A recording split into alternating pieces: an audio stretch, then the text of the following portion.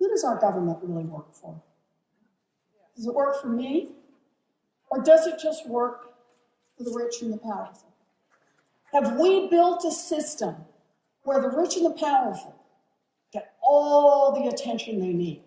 They get the rules they need, from the very biggest to the very smallest, the ones that always tilt in their direction, the ones that ultimately rig the game?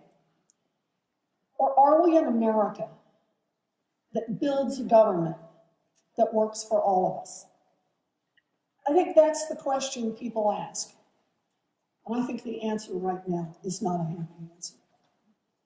The answer is we've got a government that works all too well for the rich and the powerful, and all too little for everyone else.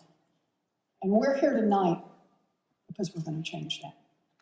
That's what we're here for.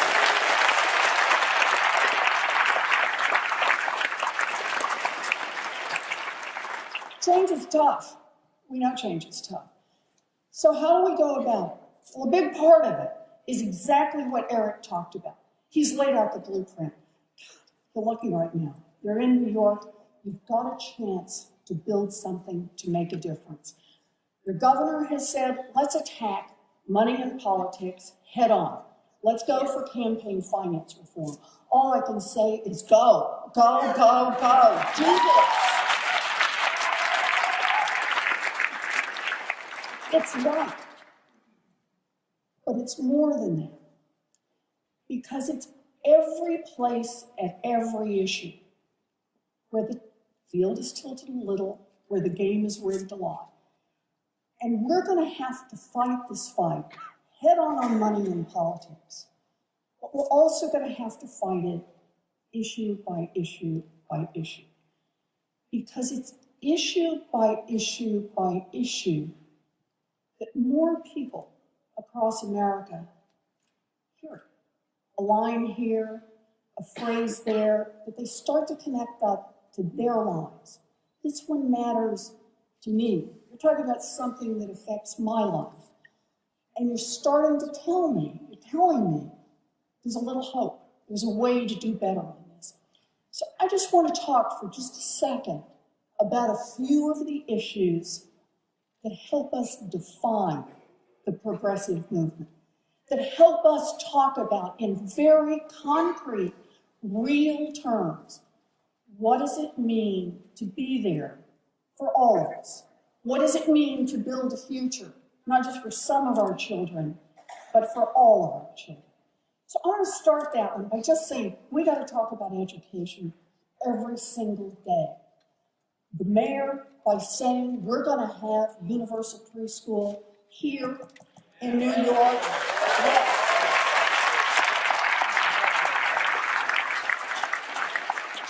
But every time you think about what the mayor has done, and it is remarkable, he has put this issue in front of the people of New York City. But remember how he had to fight. Why is it a fight about sending 4-year-olds to preschool? Anyone read the science on that? This is what we should be doing. Anyone doubt the benefits of making this investment early on? But the reality is you got to pay for it.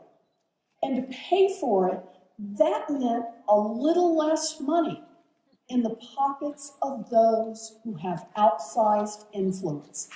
The mayor should be commended because he put straight on the table, this is about our values, this is about how we build a future.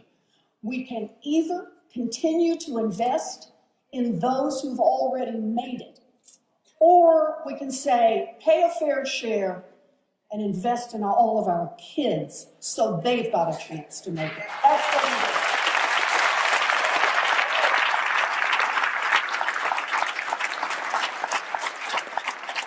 And we're going to take that same fight up at the federal level, and we're going to talk about it with those kids who are trying to get an education post-high school.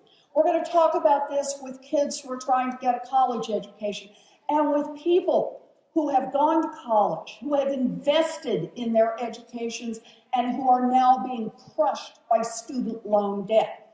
So here's one. I want you to think about this.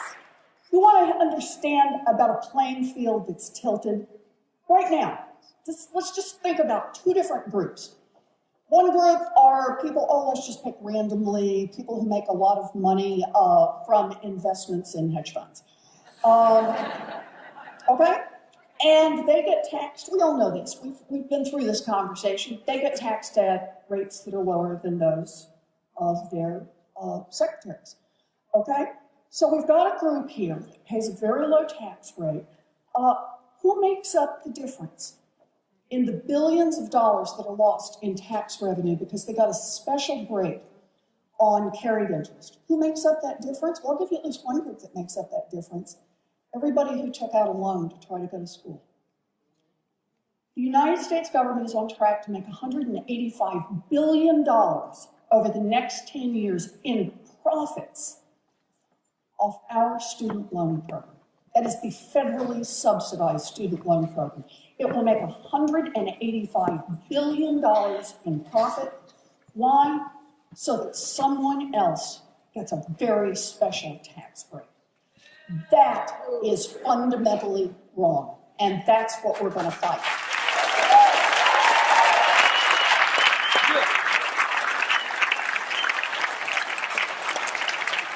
We're ready for this fight because it's one more example of a rigged playing field. We're ready for this fight because we want people to understand, just like you did here in New York City, there are choices to be made. How we spend our money reflects our values. We can spend our money on tax breaks for the richest and most powerful, for those who can hire an army of lobbyists and an army of lawyers, or we can spend our money on our young people who are trying to get educated and build themselves a future.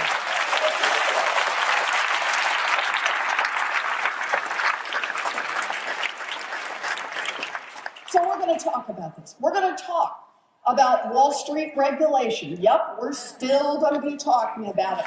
We're going to talk about those banks.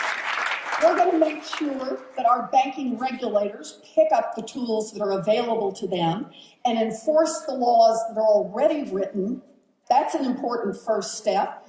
And we are going to make sure that people understand too big to fail is still out there, and we are prepared to fight back. We are not going to let these banks take our country down. Every time I get up here, about the people I talk to day in and day out who are profoundly affected by every one of these issues and so many more that we could talk about. I think about the young people that I meet when I'm just out on the trail, I'm sitting down having lunch in a cafe, any place, who come up to me and they talk to me about dropping out of school because the debt burden looked like something they could never pay off.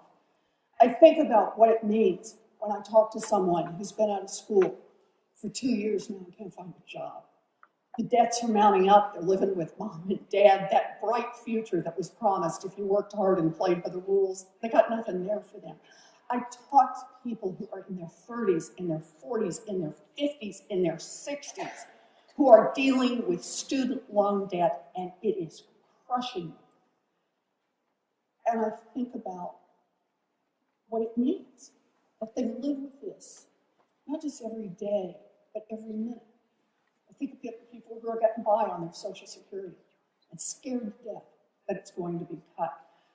I think about those people, and it hurts, but the other part is, it just makes me madder than hell. It just makes me madder.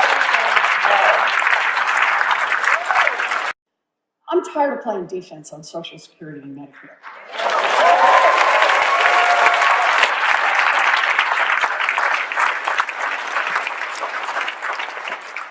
People work hard, they pay into that system.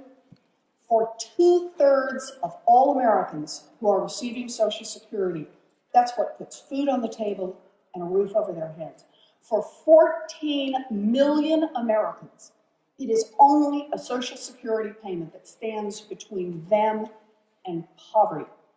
And the debate in the United States for far too long has been, Should we cut Social Security a little bit, or should we cut it a lot? My friends, that is the wrong question.